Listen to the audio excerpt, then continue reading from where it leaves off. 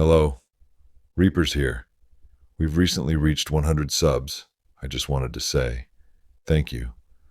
Let us know what you think of the story down below. No need to fear the Reaper. Welcome to Reaper's Creepers.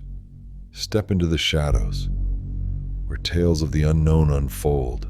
Relax, listen, and drift into the dark. Today's story was written by Boris Bacic. You can find a link to his other stories in the description and pinned comment below. This is part 1 of a 2-part story. You can find part 2 in the description and pinned comment below. Let's begin.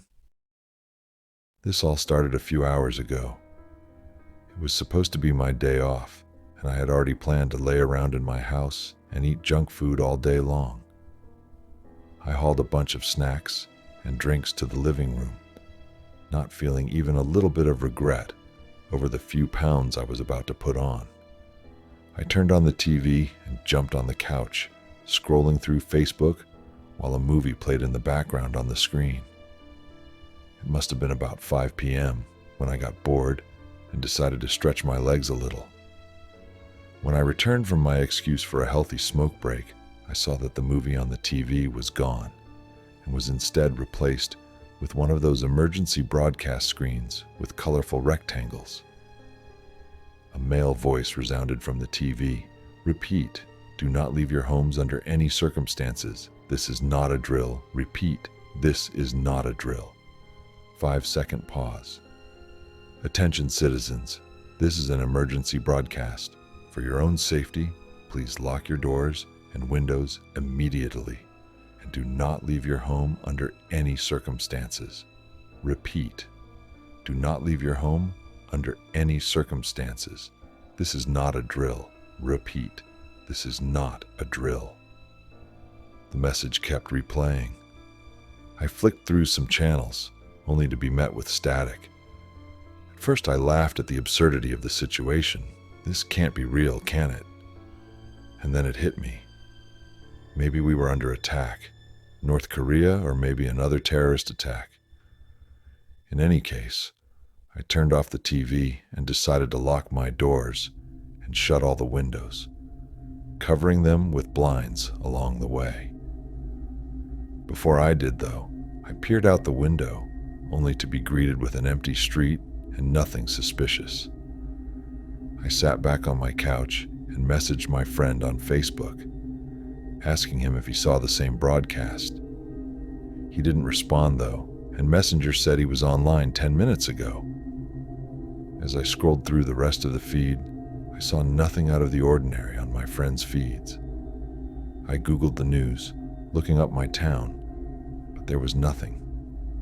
I started to relax a little, beginning to think this was indeed all either a prank or a technical error. But then I heard something outside. It sounded like someone cackling, but it only lasted for about a second before it stopped. I held my breath and listened, hearing another cackle in the process, equally short and disturbing. And then a feminine scream that was suddenly cut off. It was as if whoever was screaming was suddenly muted with a pause button. I approached the door carefully, looking through the peephole, but I saw nothing out of the ordinary, and then another very short and barely audible scream. I decided to go to the window, thinking I might see more. I slowly pulled the blinds aside just enough to see a portion of the street, and my heart almost exploded. Standing right in front of me, with her face to the glass, was a woman, staring right at me.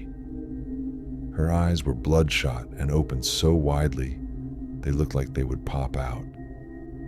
She was snarling, showing teeth that were stained with dark red liquid and causing the window to fog up every second or so. Her hair was messy and dirty, and her nails caked with dirt. I screamed and backed away, knocking down my table lamp in the process. I stood there for a while, staring at the blinds, knowing the woman was just behind them, since I could occasionally hear a faint tap and scratch on the glass from her nails. And then she spoke.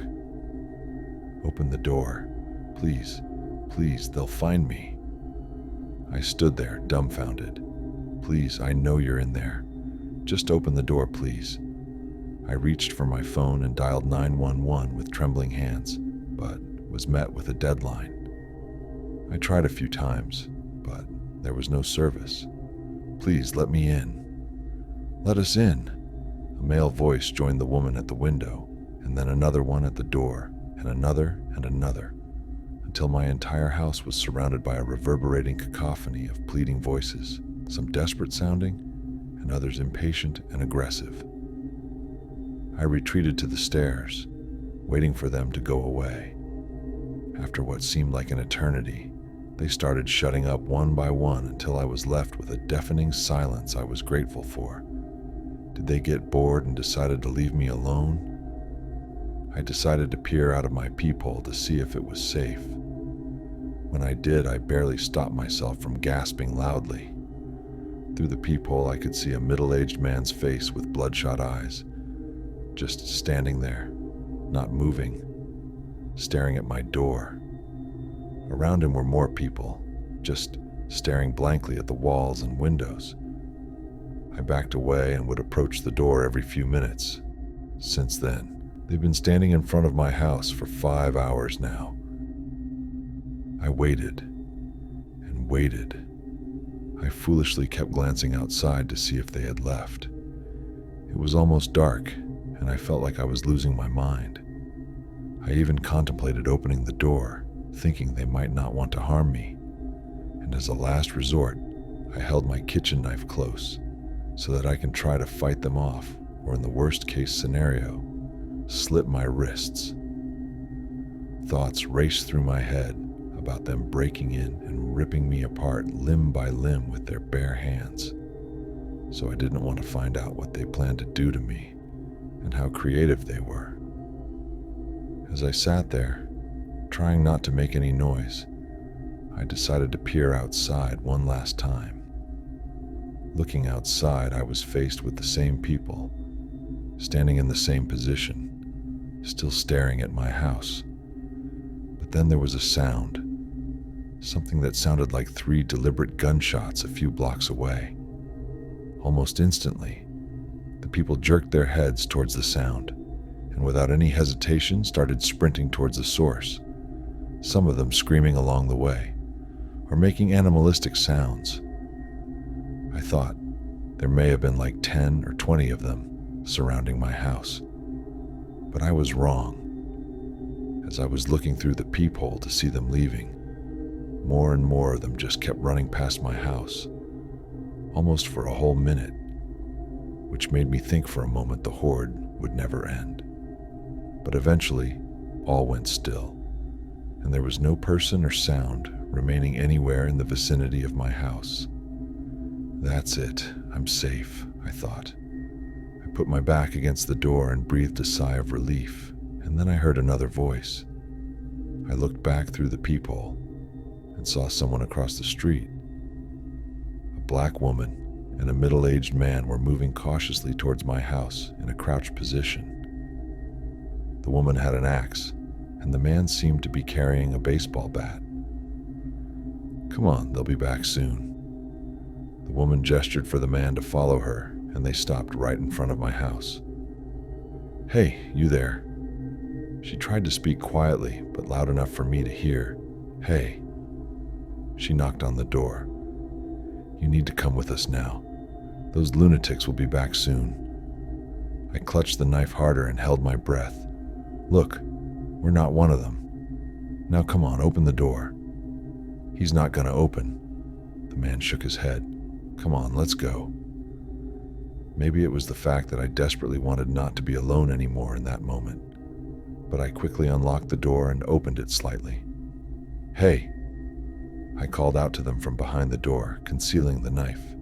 Finally, the lady said, "Come on, they'll be back soon. We need to evacuate." "Wait, the broadcast said we should stay inside," I argued. "Screw that. There's no help coming. Now come on, or we're leaving to the evac site without you."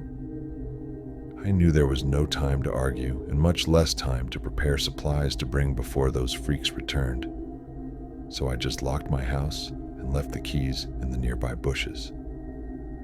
"I'm Angela, by the way, and this is Travis," the lady said. "It should be safe to leave the neighborhood this way." I introduced myself and asked what was going on. "Don't know exactly. People just started acting crazy. The town's been quarantined. But there's one checkpoint where we can get out. They got soldiers there," Travis said with his raspy voice. "Should be safe to wait for this to blow over outside town." "How do you know?" I asked. "I don't for sure, but it's our best bet. First, we gotta find our guy," Angela said. "He insisted on firing a few shots to distract them and save your ass. He'll meet us at the gas station." The walk to the gas station was uneventful. The streets were empty, but we did see crashed cars and a few dead bodies from a distance. I had never seen a corpse before, let alone mangled and butchered ones like these. So I tried to look away and not think how these people died. No crazy people were on the street, though, or anyone alive for that matter. When we got to the station, there was a young man waiting there. He couldn't have been more than 18. "Ricky, nice work back there," Angela greeted him. "Here's the guy you were risking your ass for. I owe you, man." I shook his hand and awaited for the group to give further instructions. "Hey, Travis, you okay?" Angela asked him, and when I glanced at him, I saw that he was pale. "Yeah, just tired is all. I'm gonna use the restroom," he replied and disappeared inside the gas station.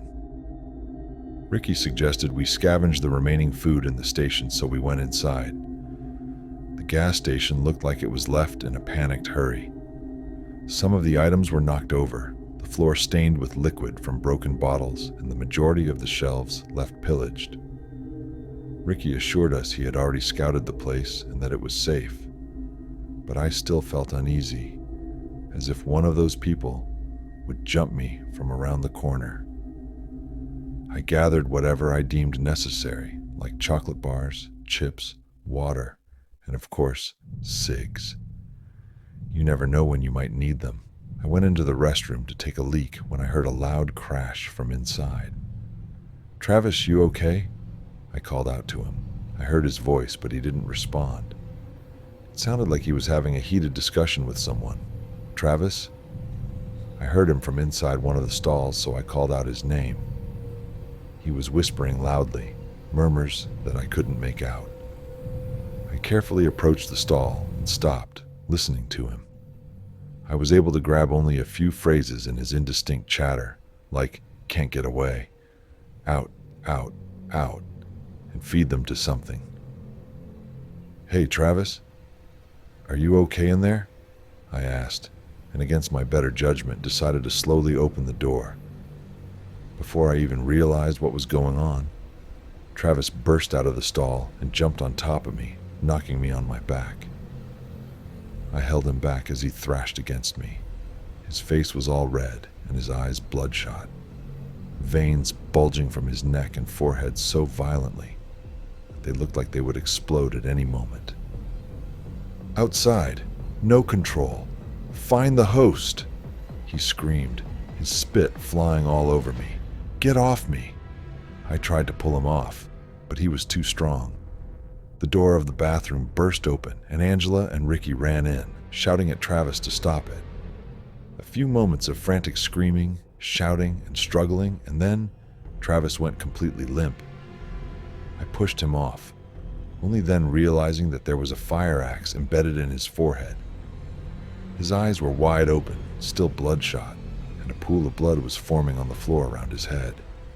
I backed away to the wall, breathing heavily, and as the adrenaline subsided, I started to feel a burning sensation all over my arms.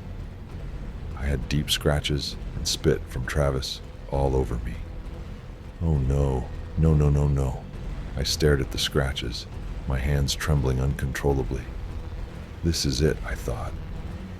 All those zombie movies I watched, and this is how it ends. Damn it, Travis. I barely heard Angela say while standing over his body. She and Ricky discussed something, but I was in my own world then. Hey, you okay? Angela shook me out of my trance. He infected me, I said with a trembling voice. You're fine, she responded. But the virus. He scratched me, and I think I got some of his spit in my mouth and on my wounds. This isn't a virus. Angela shook her head. It's a parasite, and we all have it inside us. Parasite? I was still in shock from everything that had just happened. I thought you said you didn't know what was going on. Angela sighed. I work for the town's pharmaceutical company as a secretary. When this all started today, I got a message on the company phone from my coworker Daniel. He was very vague, but he told me not to go to work today, that it's not safe in town. He said there's a people-killing parasite which is immune to medication and that we all have it, so we should take antibiotics to suppress its growth. That's all I know. What? Ricky interjected. That's crazy. I know how it sounds. Angela continued. Look, Daniel is a researcher at the lab, so I'm sure he knows something more than we do, and he is not one to exaggerate. Where is he now? I asked. He hasn't responded to any of my messages. For all we know, he could already be dead. And the last thing he sent me was that we should evacuate via the bridge. He said Army will be there. Our best bet right now is to reach that evac point. But if we're all infected, there's no way we can leave town, I said. I know, Angela responded. Look, the government is organizing an evacuation for a reason. They might have a cure for this, or at least a temporary solution. Ricky and I agreed. I asked about finding some guns, but they disagreed, stating it would be suicide. Those freaks were very, very perceptive, and firing even a single bullet could swarm hundreds of them on us in a matter of seconds. That meant cars were out of the question, too. They also told me that they also seemed to work as a beehive, cooperating really well with each other and not attacking their own. On top of all that, they seemed to retain some form of intelligent thinking, which explained their behavior in front of my house. By the time we stocked up with food and water, it was already dark, but Angela suggested we move now for better cover. The checkpoint was supposedly not far away, so it wouldn't take longer than an hour to reach it. We each took one antibiotic pill, which Angela had on her, hoping against hope it would slow down the parasite until we reached the checkpoint. I expected the town to be filled with screams and other inhuman sounds made by those things. And I was right. The sounds were distant but always present all around us. A scream here, a crash there, putting all three of us on edge, carefully taking every step and frantically looking behind and around us. At one point, there was a loud scream right behind us, and as we turned around, we saw a naked man running 1 block away and disappearing around the corner. We wait, not sure if he was toying with us. A few seconds later, another scream was heard from the adjacent street where the man had just vanished. The next few seconds were a mixture of 2 screams, one violent and blood-curdling, and the other pleading, along with the sound of loud pummeling, until the latter was the only sound that remained. I wanted to help whoever was in trouble there, but Angela stopped me and silently shook her head. All three of us just moved on without a single word to each other. As we neared the bridge, the horrid sounds around us slowly started fading away, until the only sound remaining was our own footsteps echoing throughout the street. After an excruciating hour of sneaking and praying that we don't run into one of those people who would attract others, we finally made it to the bridge.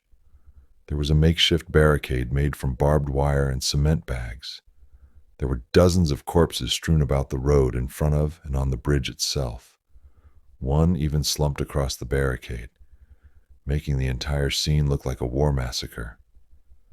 We ducked behind a wall and observed the bridge. On the other side of it, at the end of the street, was a tall wall, which hadn't been there before. I remember asking myself how the fuck they managed to cordon off the entire city so quickly. "Do you see anybody there?" Angela asked. "It looks deserted." I squinted my eyes, trying to detect any signs of movement across the bridge. "Army guys must be ahead. Let's check it out," Ricky said. "Wait, we have to be careful here," Angela interjected. "What if there's no checkpoint at all? Or if they mistake us for one of those lunatics? What choice do we have? We're running out of time here. I'll go first. Stay behind me and watch our backs." Ricky stood up and started towards the bridge before Angela or I could argue any further. We watched as Ricky jumped over the barricade with great finesse, and we followed, carefully stepping around the dead bodies and pools of dried blood. Looking at the corpses made me feel uneasy. There were women and children here, mothers embracing their children in their final moments. Angela mumbled, "Oh my God," to herself next to me and said, "Were all these people trying to evacuate but didn't make it?" "I don't know." I shook my head, but these people were definitely not the freaks. I inadvertently started to think about what could have happened here and how these people felt in those last moments. Just as I was about to entertain that morbid thought, Ricky called out to us from across the bridge. Guys?" He was kneeling over one of the dead bodies on the road. "I don't think there's gonna be an evac." "What do you mean?" I asked. He pointed to the body he was inspecting and then stood up, putting his arms on his hips. "These bodies all have bullet holes in them," he gestured to us. "I think this was the Army's doing." What happened next was too fast for my brain to process. There was a glint on top of the wall. Angela screaming Ricky's name. A loud bang that echoed through the street, and Ricky's head kicking forward from the bullet's impact as he went limp and fell down without a sound. Poor kid probably never even realizing what hit him. "Contact!" We heard someone yell from the wall as a hail of bullets started being fired in our direction, barely missing us. Angela and I quickly stumbled backwards, running for our lives frantically, while the sound of bullets persisted. We ran for what felt like miles until the gunshots faded and then finally stopped completely. We stopped in the middle of a street, breathing heavily and trying to process what the hell just happened. But the silence didn't last for long, because the sound of bullets was quickly replaced with a different, equally ominous one. The screams of the freaks, which froze your bones to the marrow, bringing along with them impending doom. Their death cries were all around us now, and they were drawing closer by the second. I frantically looked around for some desperate way out of this situation. The screams were so loud now that I expected the freaks to appear from around the corner any second and swarm us. From Reaper's creepers, the unknown retreats and the shadows release you for now.